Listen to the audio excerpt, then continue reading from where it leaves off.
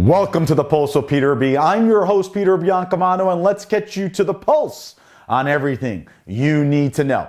And as you know, we normally like to have a sports segment as part of the Pulse, but with this week's suspensions, postponements, and cancellations of the NBA season, NHL, MLB canceling spring training and postponing opening day, and of course, March Madness being canceled at the national level and the conference level because of the coronavirus pandemic, we are going to start with our political analyst today, and that's Josh Sotomayor Einstein. Josh, how are you today? It's good to be here. It's great to have you. And why don't we begin or start talking, as I mentioned before, about the COVID-19 virus that's really taking over this world right now? So let me amend my first response. It's good to be here. I wish we were talking about something less life-threatening to some people. Exactly.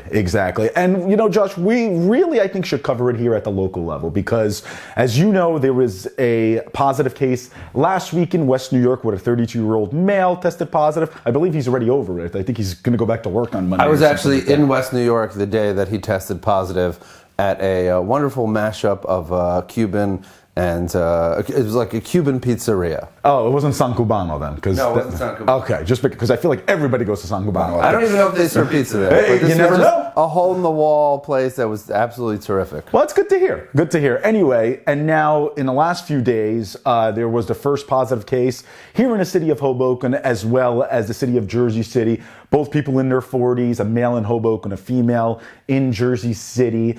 They took the proactive approach of self-quarantine. Correct. They went to the doctor. Correct. They tested positive. They are under self-quarantine, which is the responsible thing to do. I know there are a lot of people out there that are stocking up on massive amounts of toilet paper, which is no doubt important, but it's also important that you get soup and other food in case you have to self-quarantine because you don't want to have the illness and then need to go out and get food and risk exposing yourself to other people and spreading it. And especially, no one wants to infect any vulnerable populations.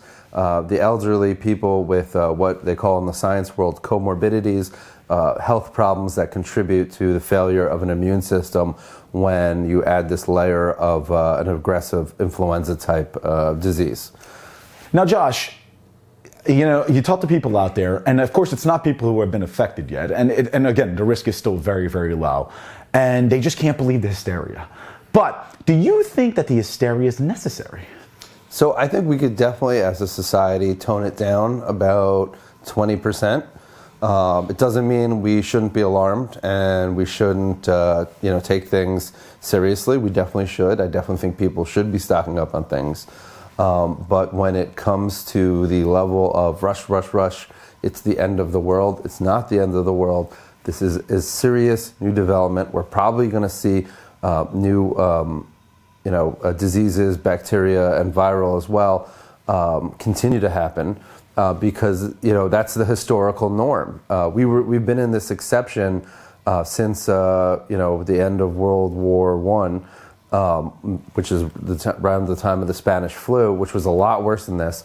And so we've forgotten that this sort of thing happens fairly, if not often, then semi-regularly. Right. And I'm not downplaying it. Like, people should be safe. You should have always been washing your hands on a regular basis, but now you should wash your hands twice as much. But we shouldn't lose our minds over this. Obviously, it's still a very, very, a very important issue to people, whether they're young or old, that have underlying medical conditions. And that's why it's important when people do have it, or tested positive rather, that they do self-quarantine. Because whether you're young or old, if you have a lung issue or any other issues, having this on top of that can just push your system over the edge and shut down your body and result in death. And that's for a tiny portion of the population, but it's still very serious, and it's a higher portion than the regular flu. It's not to say that this is exactly the same as the flu. It's coronavirus. They're related to influenza. They're not the same though. But it's still something to be concerned about. some people are not even going to feel any effects. They're just going to be carriers. That's the concern. Which is dangerous as well. Oh yeah, right. Yeah, that's the concern with children. Children don't seem to be as affected, which is odd because many diseases will ravage the elderly and children. Right. This one seems to ravage the older you are and the greater number of underlying health issues, which again they call comorbidities, that you have, it's more likely to result in a negative effect. Many times death, sometimes other health issues. But children, seem to be just more or less carriers. For now, it could change. Yeah, and obviously, like we're going to learn more information as we study it more. But that's why schools are closed, and that's why the mayor in Hoboken closed the daycares. Right. And the parks to children. I know Bayonne closed their school. And I think, you touched up on an interesting point. We are a county show, and let's talk about what our elected officials at the local level are doing here. I mean, you spoke about Mayor Bala closing the parks and and he's highly recommending against large gatherings. Let's talk about Jersey City 1 second, because Mayor Phillip in Jersey City did something interesting, and you and I were talking earlier this week, and I kind of disagreed with it, and you agreed with it, and that's he's mandating a curfew on bars to close at 10 p.m. every night to prevent any type of spread of COVID-19. Why do you agree with that? Well, you could disagree with it or agree with it, but the idea behind the banning of large groups of people or having sports games, as some sports do, without an audience or stadium, whatever it's called. I don't like sports. Or saying people can't go to the bar after 10 p.m. is to reduce the amount of social mingling so that people are more distanced. They call it social distancing. It's the same reason many people are not doing handshakes. They're doing the peace sign from far away. Exactly. Or they're tapping each other's feet together to say hello. Let me ask you a question, and I'm just to play a little devil's advocate here. During the week, would you say that there's a more likelihood for many more people to go to a bar before 10 p.m., especially during the week? We know Friday and Saturday night crowds, than after 10 p.m. Why not shut them down completely then? So this is a stats game, right? You want to lower the amount of interactions without impacting society too much. Mm-hmm. So it's a matter of where it'll be weighted. And so when you close a bar at 10, you're going to have all those people that would stay out later go home. So they're going to have less social interaction. And more people are going to be encouraged by that just to stay home, period. Mm-hmm. So obviously, it's less than ideal, and I do think there needs to be some sort of compensatory package for the businesses that are affected, not in terms of giving them public dollars, but in terms of letting them keep their own tax dollars, because there's businesses that they're not making. Because all these guys in government, sorry to seem sexist, all these guys and gals in government, they want to help people by giving them your money. They never want to help them by letting them keep some of their own money. Right. And that's the way that we should compensate the bars or any businesses, daycares that are affected. Let them keep some of their own money. We don't know how long this is going to go on, and it may come to the point where, for example, in Israel, they're considering shutting down the entire country. Exactly. Except for like essential services. So it may come to a point in America, may not. But if we need to be able to compensate and also be safe at the same time. Absolutely. So we could tell you is, I'm sure Josh will agree, is obviously follow direction from your local municipalities, administrations, and of course what our elected leaders in Washington are saying. When we come back, Josh isn't going anywhere. We have a bonus segment for you on what was a wild city council meeting last time. We'll be back. Peter Biancamano, your hostess with the mostest of the Pulse of Peter B. Folks, don't forget to get on our YouTube page and binge watch all of our past episodes. Type in the Pulse of Peter B in your search bar and please subscribe. Also, go on our Instagram page and follow us at The Pulse with Peter B. Get on our Facebook page and follow and like us there. All you have to do is type in The Pulse with Peter B in the search bar. You're not going to want to miss it. We're constantly updating that page with previews. We put our full shows on there. And also, if you have any questions, feel free to reach out to us at our email address, and that is thepulsewithpeterb@gmail.com. We look forward to responding to you. Welcome back to the Postal Peter B. I'm your host, Peter Biancamano, still in studio with Josh Sotomayor Einstein, our political analyst. And before we move on with our second of two political segments this week, I just want to remind you folks that we here at the Pulse are going to continue with new shows every week. You're not going to want to miss it. Stay tuned to our social media pages and we'll continue to give you previews.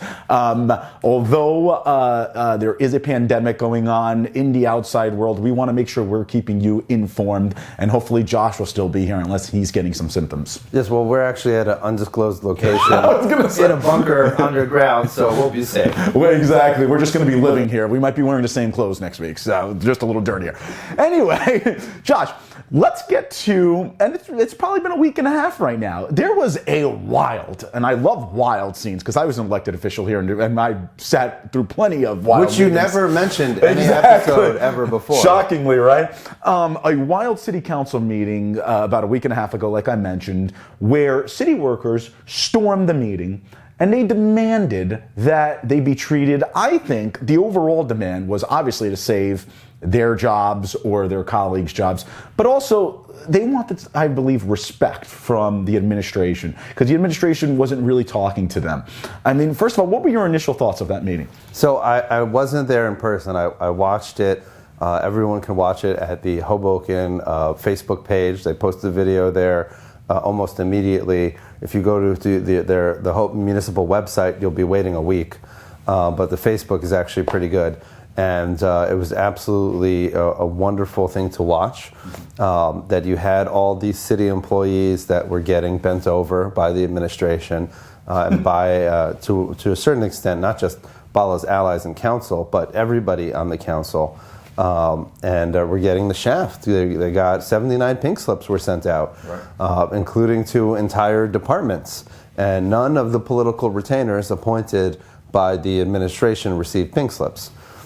So I think for the people that were there that spoke, who spoke eloquently, both people that were in danger of losing their jobs and people that were just general supporters of keeping City Hall functioning. I think it was a cathartic experience for them because obviously Mayor Bala's not there, so they're not expressing themselves to him. But from what many of the people said that work in City Hall, that are in the Supervisors Association and the union, they haven't been getting a response from the mayor's office nor for his political retainers. And so I think it was a good cathartic experience for them, but more important than any just personal feelings of betterment by getting it off their chest, I think they really sent a message, and I think it's really going to help motivate the city council to make sure that there's minimal impact. It's kind of weird for me as everybody knows I'm a conservative Republican, and I hope you know the expression that politics makes strange bedfellows. But it's not just politics. In this case, it's policy, where me as a conservative Republican can end up agreeing with a public employee union because our mayor and his administration has mismanaged this city so greatly that he's made myself and this public union see things 100% eye to eye. Eye to eye. Thank you. Right, and let's get to what I think is a big root of the problem, and that's because the mayor, and we spoke about this in the show. We don't have to beat up a dead horse here about the health insurance premiums going up, and what the city employees were saying at that meeting. What First Ward Councilman Michael DeFusco was saying at the meeting was, well, if we go into the state health benefits plan, you're going to be saving close to $7 million, and we of course don't know what the budget hole is. It could be 7.5. It could be up to 14 million. Now, the mayor comes out the day after, or a few days later, from that council meeting, and he says that he called the insurance company that the mayor has been using, which we know the consultant in that insurance, Fairview Insurance, has been a political donor to the mayor, and that she was going to put them in a different plan. So the mayor doesn't want to let go. It's called a mirror plan, because they're saying it mirrors the same benefits and structure as the state plan. Correct, but my question is, Why do you think, and the obvious reason is because, Fairview Insurance is a big donor, but why do you think the mayor doesn't want to let go of this insurance carrier and move into the state health plan? Well, I'll let people answer a rhetorical question about why the mayor won't hurt a political donor themselves. But I'd like to give a shout out, as they say, to Elaine DePinto and Dan Thompson, Mary Andraka. I can never say her last name properly.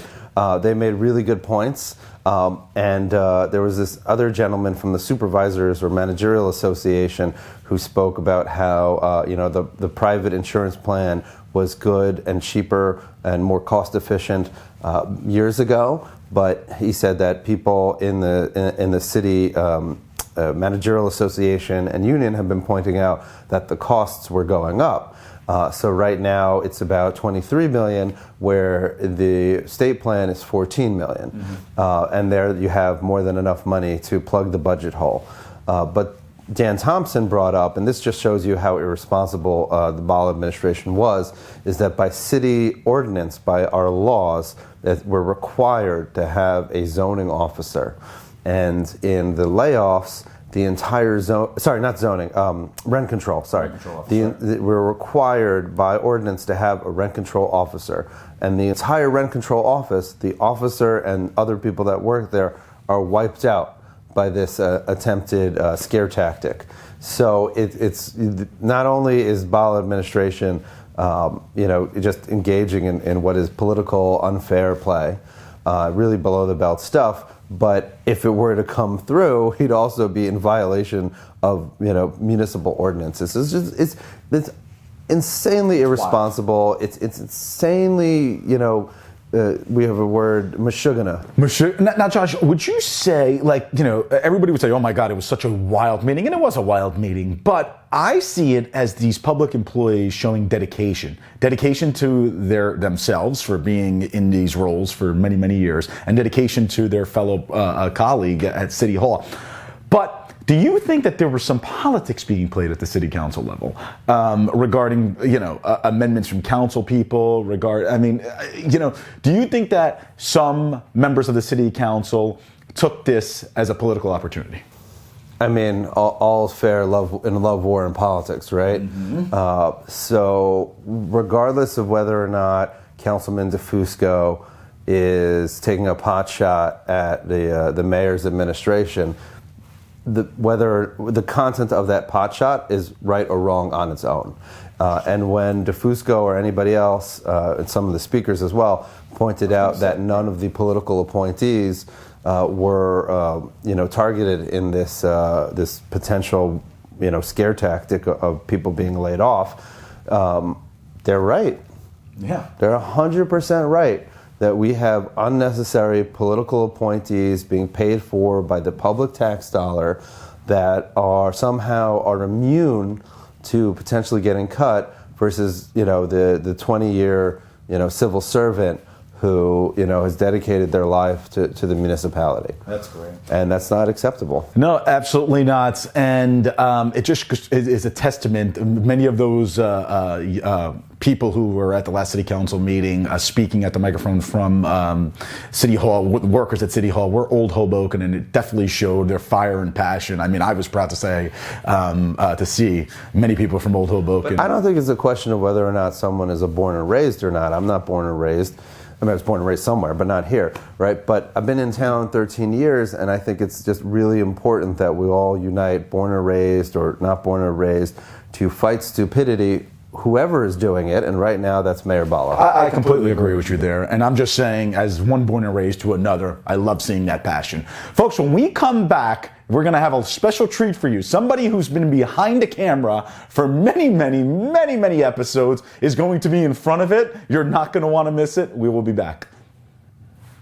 Peter Biancamano, your hostess with the mostest of the Postal Peter B. Folks, don't forget to get on our YouTube page and binge watch all of our past episodes. Type in the Postal Peter B in your search bar and please subscribe.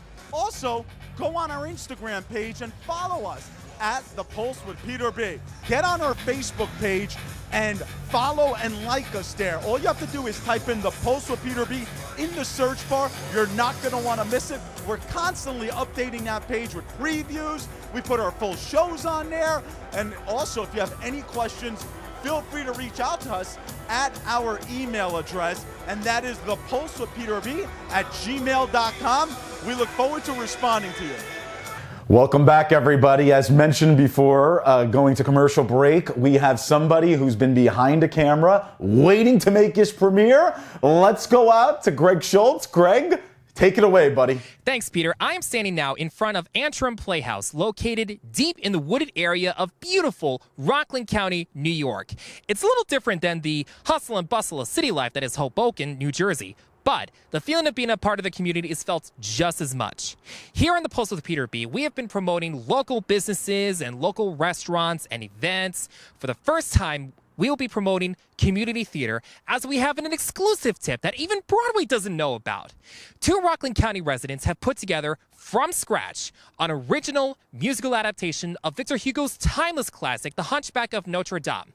This show, known as Hunchback, is a quasi-opera consisting of 25, I repeat, 25 original songs, original script, original costumes, original set design. Let's not take my word for it, though. Let's step inside and take a sneak peek. I am here with the show's creator, PJ Mukan?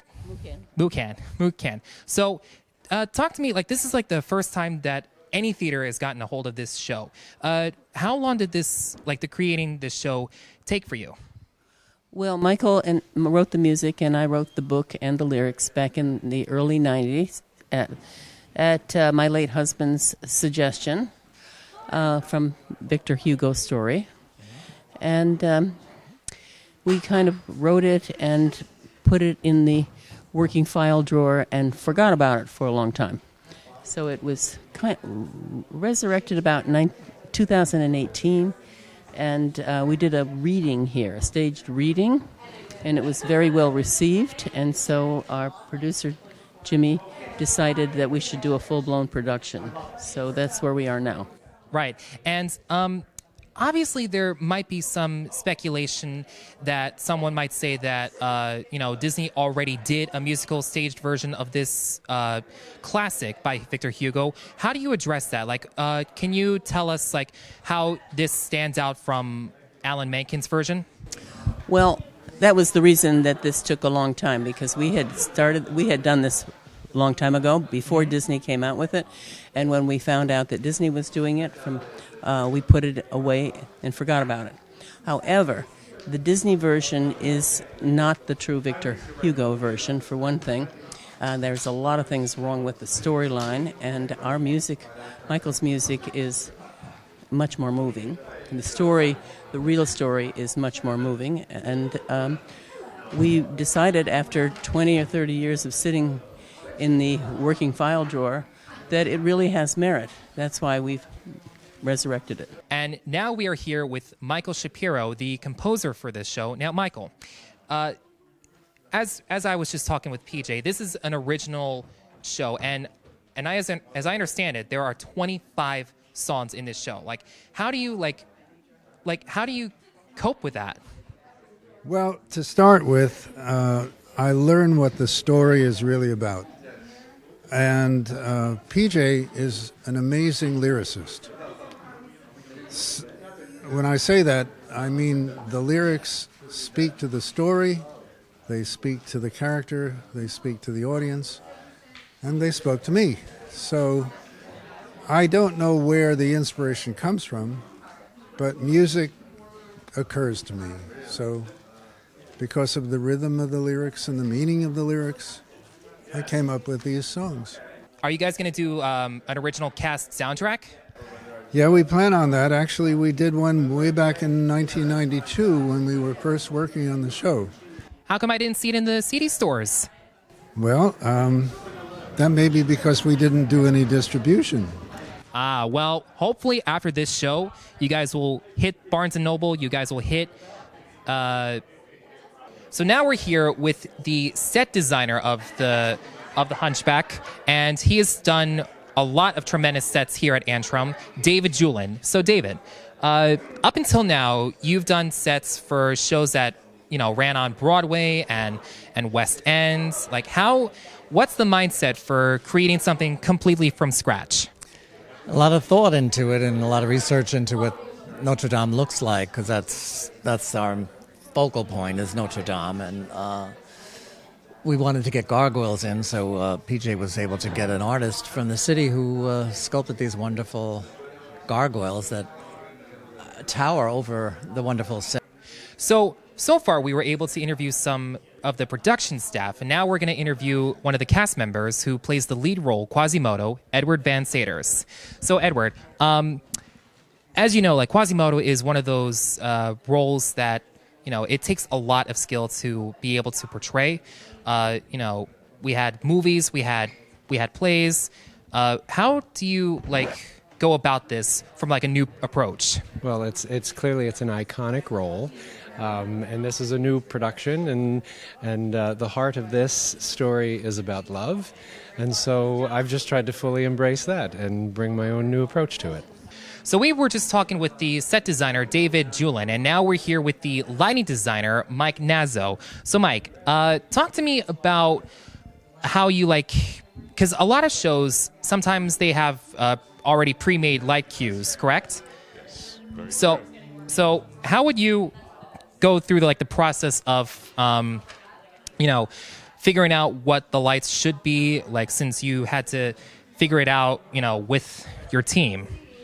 Well, since it's an original musical, I have to see what the script needs and then what the director needs. Obviously, there are a lot of scene changes in this because it's a complex musical, so that has to come into play. And the design comes with understanding and seeing, when I sit there through rehearsals, understanding and seeing what the show requires and what mood is needed, how it's written, and what the director wants out of it. Well, so far what I've seen, it looks really good, and I cannot wait to see it in its final performance. Once the house lights are out and we see the only light coming from the stage and from these two really impressive gargoyles that, were made specifically for this show. So I can't wait to see it. Thank you so much. That's the magic of lighting. That's the magic of lighting. Yeah, it is. I'm here right now with the director of the show, Derek Tarson. So, Derek, as you know, this show, it did not make a Broadway run. It did not make a West End. This is the very first time that this show is being brought to life. That's right. So how does it feel? Is there any sort of pressure on you that, you're bringing this to life yourself, for the first time? Yeah. I mean, it is a very certainly a certain kind of pressure, because you have no idea whether certain things in the script are going to work. I think we've actually have made things work, so I'm very happy with where we are. But the other part, I don't have to worry about living up to some Broadway director. This is the first time we're doing it. I actually hope I've added stuff to the show that other directors can be able to use. You know what? That is a very good mindset.